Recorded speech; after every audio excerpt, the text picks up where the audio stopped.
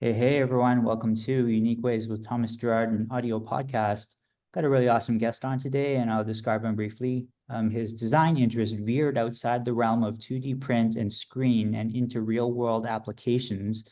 After 10 years at DDB, he left to start Tangible Interaction, an experimental design studio. Please join me in welcoming Alex Biem. Welcome. Hey, how's it going? Good. You ready for 20 questions? Yeah, I actually haven't read the question, so it's gonna be all a surprise. Awesome. Here we go then. Question one, tell me a little bit more about yourself. What do you do? Uh, so on a daily basis, I'm right now a brand new dad. Like I had a baby a month ago, so I do a lot of taking care of a baby, which is great outside of work. And then at work, I basically lead a small team of people. And the latest thing that we're doing now is digital graffiti. So I lead a team of people in a bunch of things like the business side, the creative side, the experimental and R&D side and all that kind of stuff. So on a regular day, I'm just working on a million things at a time. So that's what I do. Touching physical things, doing things on the computer, testing stuff, planning things, a bit of everything. Great. And just a quick note for the audience, if you guys are interested in the Vancouver episodes, check out our early episode with Dr. Garnett Hertz. He's been a major supporter of the show. Question two, what's a key piece of knowledge that makes you different? And like personal knowledge, you mean? Yeah, Um, I guess I'm actually quite in tune with uh I don't know, like humans in general, with myself and trying to create experiences that are actually meaningful, that move people in some way, that bring them together, that make you feel like present and alive. And I think that's throughout my career and all the projects that I've done, it's always been at the center of what I'm doing. I'm trying, all the projects that I create, um, I try to contribute in some way. And then I think my contribution is just like, how can we actually feel still human even in the middle of this like technology crazy era that we're going through. great. I love it. So question three, why this of all things? Why do you do what you do? Um, for me, I do what I do because I just love it. I just love getting up in the morning and then just coming to the studio, working with my team. I think the process of creating projects like the stuff that we do is uh, very exciting and a bit addictive, I would say. Um, and I think like as I said before, I think the overall goal is always to, I don't know. I guess I was raised to think about not just me, but about like what I can do for other people. And with all the projects that we do, I always feel that we contribute in some way to society and just to, I don't know, the well-being of humans. So conceiving having an idea in your head and then very quickly being able to see it and then see people experiencing it is very exhilarating and uh yeah, and that's kind of like my why. That's why I do it every day and I love doing it. Awesome. And some people struggle with number four, but the question is, what does your future look like?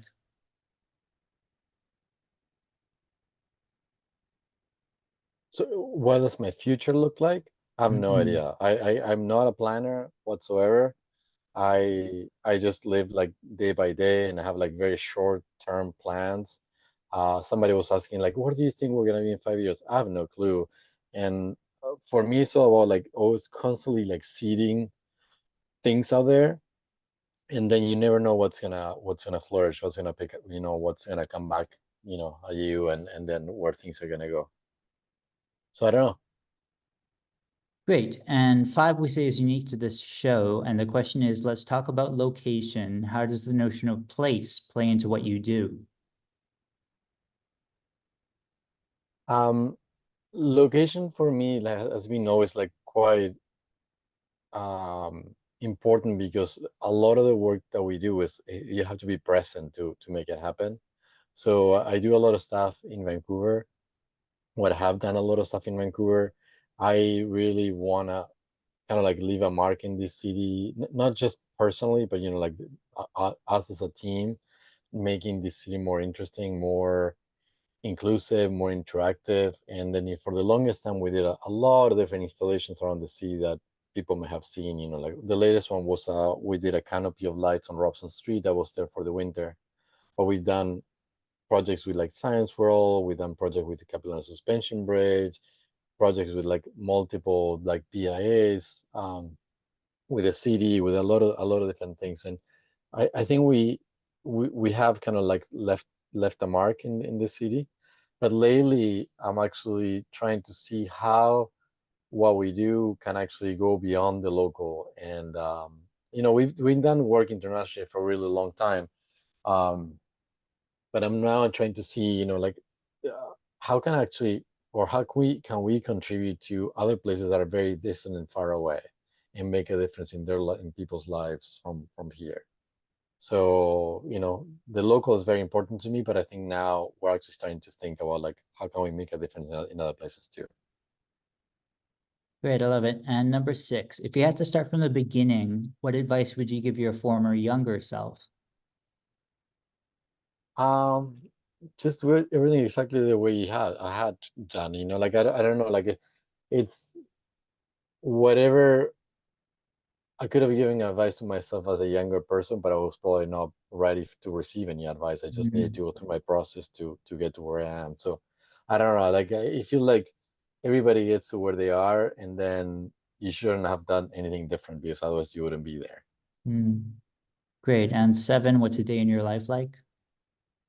Uh, yeah, kind of like what I was saying before. I wake up in the morning, say hi to my baby, to my wife, make a coffee, run to work, spend the day at the studio here in East Van, doing all kinds of stuff, doing to a lot of different people, working on a lot of crazy ideas, and then go home and pretty much completely disconnect, and then just spend time with my family, have dinner, like do all that kind of stuff, and then that's kind of like what my days are like. Great. And 8, lifelong learning is a popular topic. How do you stay up to date? Um, I don't know. Like I think I'm pretty connected to the world. Like I listen to the news every day, on the radio. I'm not much of a reader because I have like really hard time just concentrating. Like I have ADHD, so I have a hard time reading. But I'm always like either listening to podcasts, listening to the radio, or just kind of like seeing where trends are going. I'm really kind of like lately embraced AI just to help me with work mostly. I don't know. I don't really care about like replacing like I don't know replacing thing. Like it's never gonna replace my ideas or my design or any of that stuff. But I do embrace it to like help me with like tedious tasks like writing proposals and things like that, where I just give it like an overview of what I want, and then I review it and it's kind of like done. Just all the stuff that I don't really care about, like spending too much time doing it because I don't have the patience. So, but I'm always having like my eyes peeled and ears like listening to everything that is happening out there. Do not necessarily jump into all the trends and fads. I kind of like see them, recognize them, and I'd rather do stuff that is more, it feels that it's going to be there for the long run, than stuff that it just becomes trendy and then everybody's doing it and then it just goes away. Great. And I'm excited for number 9. The question is around tools. Can you talk about your use of digital and analog tools? um well, I'll tell you analog tools. With analog tools, I use calipers on a regular basis. I have do quite a bit of like 3D design and kind of like industrial design and all kinds of stuff like that. So have to see it what things are in real life. I do quite a bit of 3D printing to be able to make things tangible pretty quickly.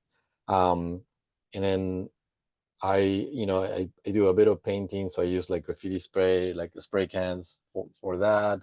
And then on the digital side, I use Rhino on a regular basis. I use Illustrator, Photoshop, kind of like stuff like that, but pretty basic.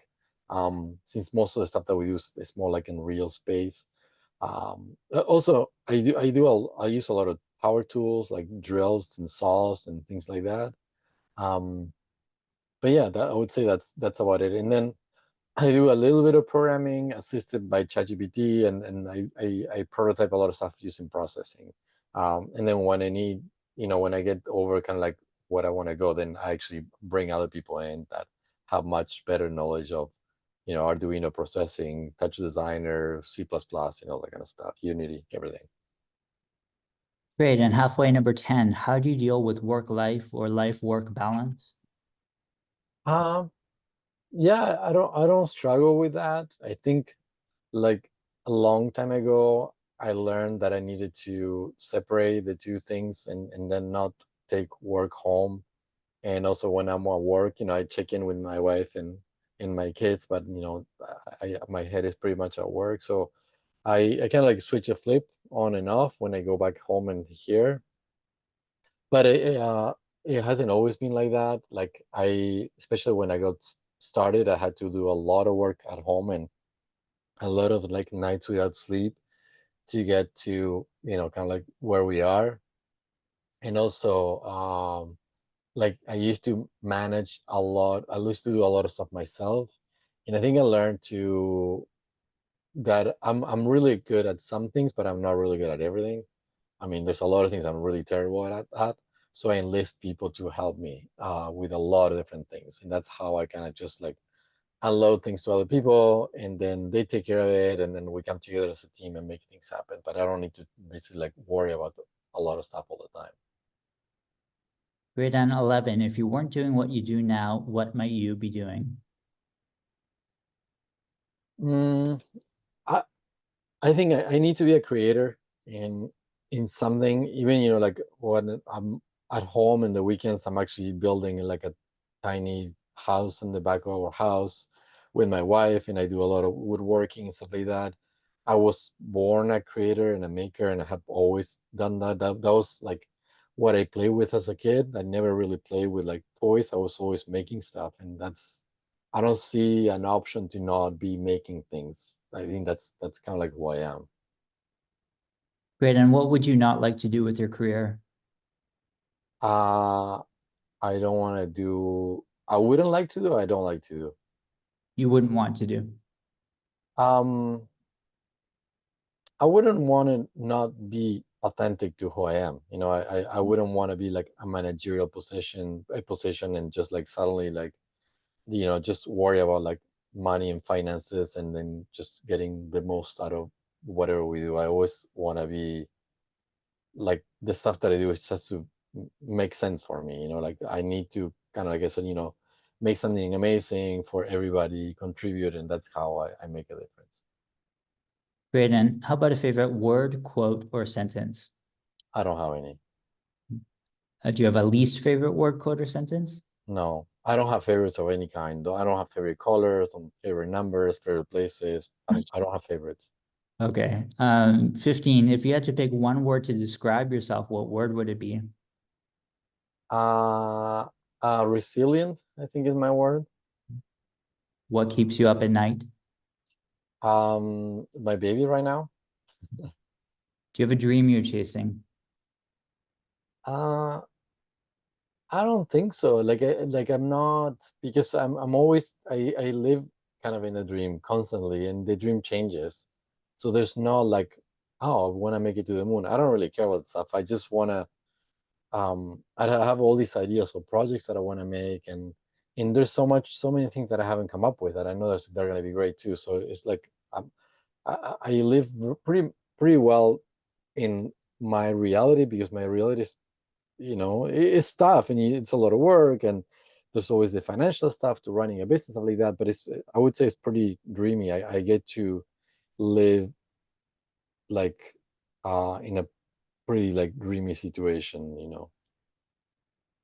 Great. And what inspires you? um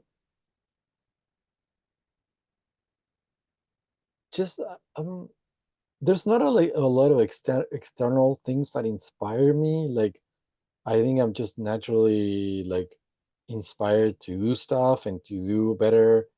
Some, so when you see somebody with an incredible craft, I feel like, wow, that's amazing. I wish I could be at that level or something. And it could come from anything. It could be somebody doing like welding, or somebody woodworking, or a designer, or like a graffiti writer, like like anybody, like a movie. It comes from anywhere. I'm not much. I don't know. I don't follow design or trends. I don't look what other people in my field are doing, like, at all, honestly. So like I find inspiration from people who are really good at what they do. Mhm. Okay, and last couple here, any advice you'd like to share? Um, it's I don't know. I think it's hard. I wouldn't say this is advice, but I think like people have to go through their path, and maybe kind of have an idea where they want to get to, but they should actually trust their path. Trust themselves, like that you're kind of like the best judge of yourself and what you're doing. If you're happy and you're comfortable doing what you're doing, or uncomfortable doing what you're doing, but you're happy with what you're doing, that's the right path. And then there's no right or wrong. Great. And finally, number 20, how can our listeners keep tabs on you? What's our call to action? So right now they can follow us on graffitiplus.io, and that's our Instagram is at graffitiplus.io. That's our main project right now. There's also like at tangible int, but I would say that we're mostly working on digital graffiti, um, and we're posting a lot of stuff. We're also creating like a bit of a community and doing a lot of really interesting projects there. Great, great. Well, thanks so much for joining today. Tangible interaction in Vancouver is such a desirable connection to have. I'm so glad to have you on the show today. Thank you so much.